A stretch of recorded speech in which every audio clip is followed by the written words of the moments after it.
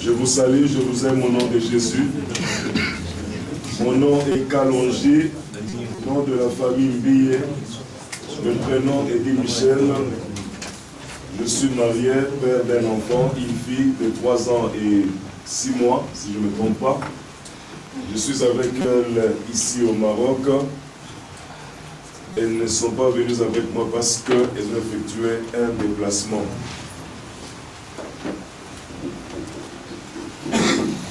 Que le nom du Seigneur soit béni. Nous allons faire la lecture dans la parole de Dieu dans Romains chapitre 7, à partir du verset 14 jusqu'au verset 25.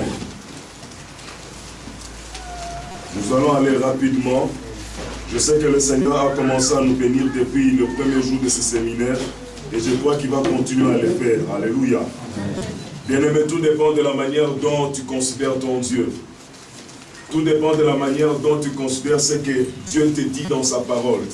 Ta bénédiction est liée et attachée à ces choses. À partir du verset 14 jusqu'au verset 25. Romains 7, 14 à 25. Nous savons en effet que la loi est spirituelle, mais moi je suis charnel, pendu au péché, car je ne sais pas ce que je fais. Je ne fais point ce que je veux, et je fais ce que je hais. Or, si je fais ce que je ne veux pas, je reconnais là par là que la loi est bonne. Et maintenant, ce n'est plus moi qui le fais, mais c'est le péché qui habite en moi. Ce qui est bon, je le sais, n'habite pas en moi, c'est-à-dire dans ma chair. J'ai la volonté, mais non le pouvoir de faire le bien. Car je ne fais pas le bien que je veux, et je fais le mal que je ne veux pas. Et si je fais ce que je ne veux pas, ce n'est plus moi qui le fais, c'est le péché qui habite en moi. Je trouve donc en moi cette loi. Quand je veux faire le bien, le mal est attaché à moi, car je prends plaisir à la loi de Dieu selon l'homme intérieur. Selon l'homme intérieur. Soulignez bien cette phrase-là, selon l'homme intérieur. Mais je vois dans mes membres une autre loi qui lutte contre la loi de mon entendement, c'est-à-dire mon homme intérieur, et qui me rend captif de la loi du péché qui est dans mes membres. Misérable que je suis, qui me délivrera du corps de cette mort? Grâce soit rendue à Dieu par Jésus-Christ notre Seigneur. Ainsi donc, moi-même, je suis par l'entendement esclave de la loi de Dieu et je suis par la chair esclave de la loi du péché. Vous pouvez aussi lire dans Galates chapitre 1 jusqu'au verset 14.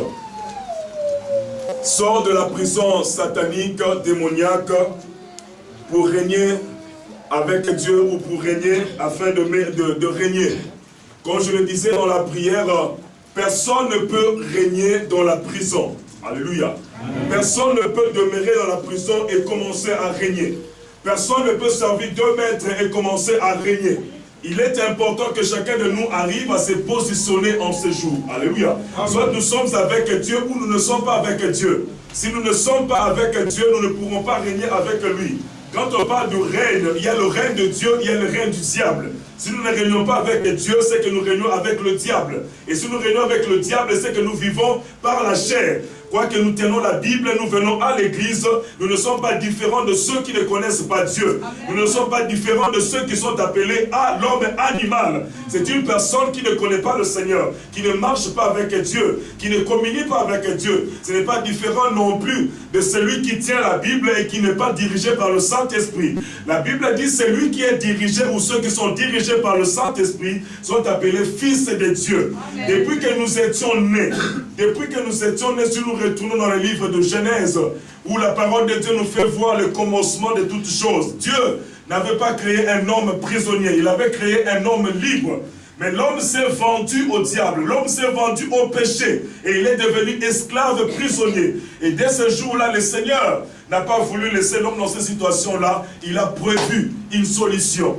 La parole de Dieu nous dit, la postérité de la femme écrasera ta tête. Amen. Mais il s'est passé beaucoup d'années, il s'est passé beaucoup de siècles. Le Seigneur tentait de sauver son peuple par de différents prophètes, par des sacrificateurs. Mais cela réussissait et cela aussi échoué.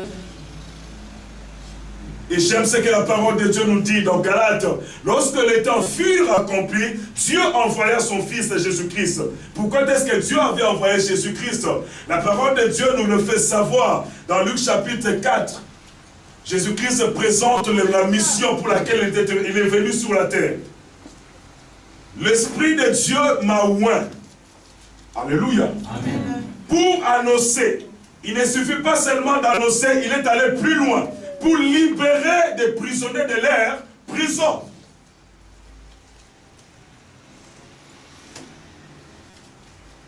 Il n'est pas venu nous laisser dans cette prison où nous étions, démoniaques, où le diable régnait sur nous. Il pouvait faire tout ce qu'il voulait de nous.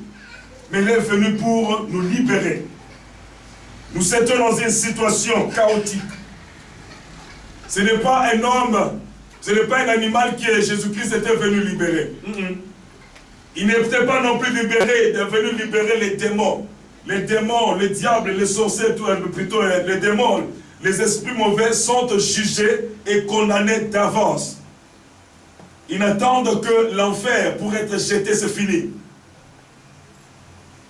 Je t'en supplie, ne prie pas pour la conversion d'un démon. Parce qu'il ne va pas se convertir. Il est déjà jugé et condamné, c'est fini. Le Seigneur veut que vous et moi soyons réellement libres.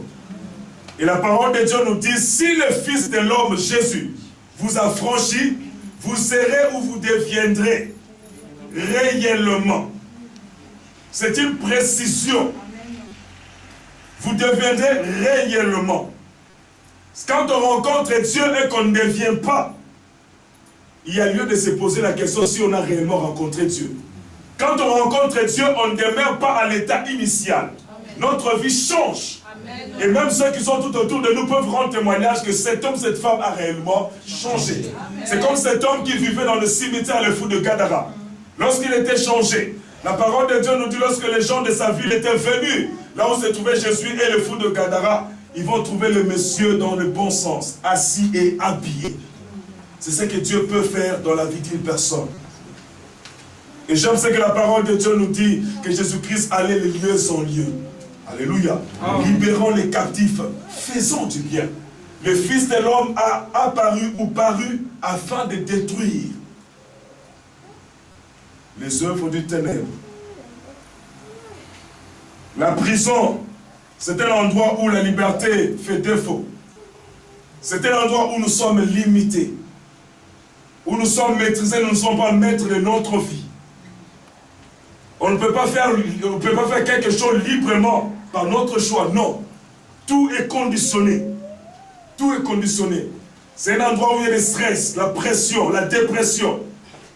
Et c'est un endroit où, comme conséquence, amène plusieurs personnes au suicide. Les dégoûts de la vie, la haine dans le cœur, la destruction des autres personnes et de soi-même. La prison n'a jamais offert quelque chose de meilleur. La parole de Dieu nous parle de la prison spirituelle et aussi de la prison des hommes, n'est-ce pas? À cause de l'évangile, plusieurs serviteurs de Dieu ont connu la prison. Si nous prenons l'Ancien Testament, il y a par exemple Daniel qui avait connu la fosse au lion à cause de Dieu. Le Seigneur l'avait délivré de cela. Et lorsque nous parlons de Jérémie qui avait connu aussi la prison, il était jeté dans le puits ou dans la citerne. Il était délivré pour cela.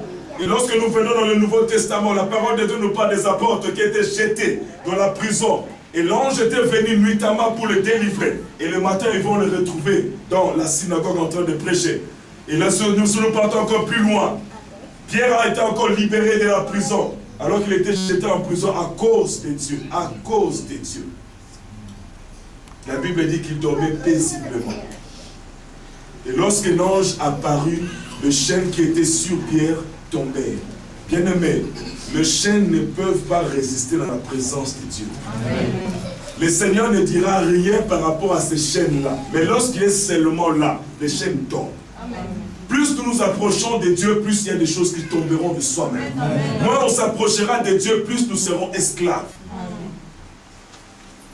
Plus nous nous approchons de Dieu, plus nous découvrons. Amen. La parole de Dieu nous parle d'Ésaïe. Lorsqu'il s'était approché de Dieu, il a compris ce qu'il était. Malheureux que je suis, ou malheur en moi.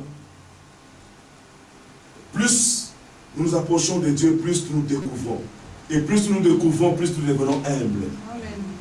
Et plus le Seigneur nous rend de plus en plus libres. Amen. Le Seigneur nous rend réellement libres, mais aussi nous pouvons nous faire prisonniers.